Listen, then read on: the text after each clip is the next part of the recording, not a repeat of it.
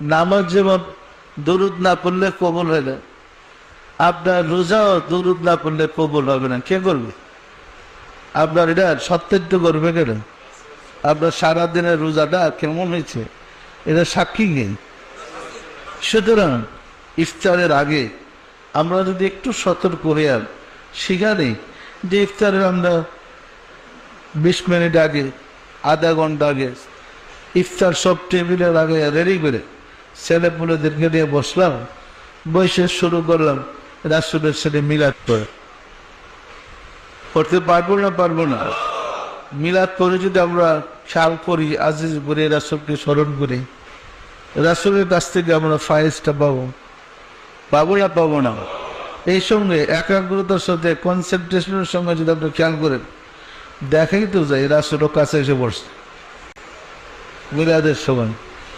তখন সামনে একসাথে ইফতার করেন না, অসুবিধা কোথায়? আমরা যেন পাপ থেকে বিরত থেকে সিয়াম সাধনের মাধ্যমে আত্মশুদ্ধি লাভ করতে পারে, তার জন্যই রমজান এসেছে। সম্মানিত আশিক রাসূলের এই সিয়াম সাধনা সার্বজনীন হয়েছে কুল কায়নাতের রাহমাতুল লিল আলামিনের বরকতে। এর আগে বিশেষ বিশেষ লোকদের জন্য সিয়াম সাধনা, যেমন সুফিরা আত্মশুদ্ধির জন্য সিয়াম সাধনা করে, অন্যরা তো আত্মশুদ্ধির জন্য সিয়াম সাধনা করে না। কিন্তু সর্বস্তরের মানুষের জন্য রাহমাতুল লিল আলামিনের বরকতে উনি যখন মেরাজ গেলেন, তখন আল্লাহ শব্দের দিদারের পদ্ধতি আনলেন, তখন থেকে সিয়াম সাধনার বিধান আসছে। সম্মানিত আশিক রাসূলেরা, আজকে সিয়াম সাধনা করতে গেলে আমাদের চাঁদের উপরে হিসাব রেখে করতে হয়। মুসলমানদের যাবতীয় ধর্মীয় অনুশাসনগুলো লালিত পালিত হয় চাঁদের তারিখ অনুযায়ী, অন্যান্য ধর্মাবলম্বীদের সূর্যের তারিখ অনুযায়ী।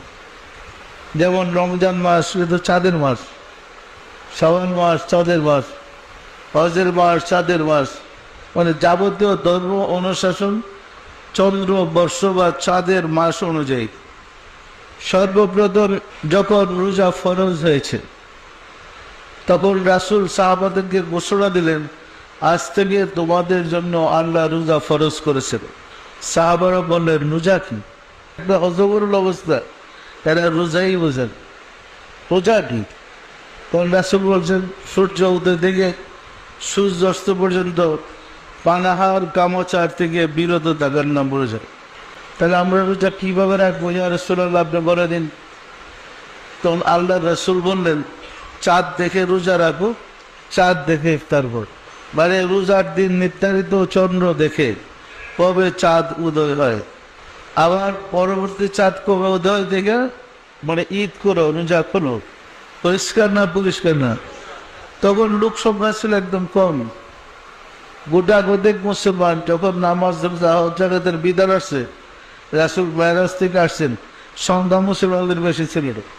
এমন সংবাদটার সাথে সাথে সবার জানায় দেওয়া সম্ভব। পরবর্তীতে যখন মুসলমানদের সংখ্যা দিন দিন বৃদ্ধি পেতে লাগলো, সংবাদ সাথে সাথে পৌঁছানো সম্ভব নয়। আল্লাহ রাসূল বললেন যে তোমরা চাঁদকে গণনা করো, চাঁদ কিন্তু গণনার বস্তু। কোরআনে আল্লাহ বলছে, আশ-শামসু ওয়াল কামার বিহুসবান, আমি চন্দ্র সূর্য সৃষ্টি করেছি সময়কে গণনা করার জন্যে।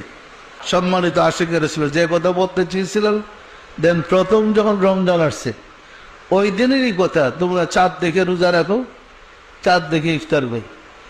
এরপর আরো কত বছর পার হয়ে গেল, রাসূল মদিনায় গেলেন, হিজরত করলেন, ওইখানে মুসলিম রাষ্ট্র গঠন করলো।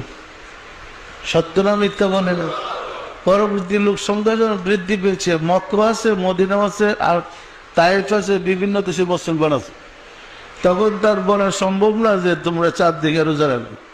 প্রশ্ন করছে সাহাবারা, ইয়া রাসূলুল্লাহ, আমরা কি করব, কিভাবে রোজা পালন করব? বলছে চাঁদ গণনা করো, চাঁদ গণনা করে রোজা পালন করে। এরপর থেকে চাঁদ গণনার বিধান আসছে। কিন্তু আমরা এমন নির্বোধ, একমাত্র হাদিসে পাওয়া যায় আমির মাফিয়াই ভণ্ডামি করে চাঁদ দেখার হাদিসটা প্রযোজ্য করেছে। 3 দিন পরে সে এক দেশের গভর্নর ছিল, ফিরে এসে বলল যে আমরা চাঁদ দেখার রোজা রাখছি। এই চাঁদ দেখার আমিন মাহবিয়া, তো আমিন মাহবিয়া তো রাসূলের ধর্মটা লাল বাতি জ্বালাইছে। কি জ্বালাইছে না জ্বালে নাই? চাঁদ দেখার হাদিসটা হচ্ছে আমিন মাহবিয়া দেখি, এটা বর্ণনা করছে আমিন মাহবিয়া। আমরা কি মাহবিয়ার ধর্ম বলবো না রাসূলের? সম্মানিত আশিক রাসূলেরা, মাহে রমজান আসছে, আমাদের সতর্ক থাকতে হবে রমজান যেন আমরা রমজানে যেন কিছু পাই। রমজান দিতে আসছে, আমরা যদি গ্রহণ করতে না পারি আস্তে আস্তে রমজান পার হয়ে চলে যাব।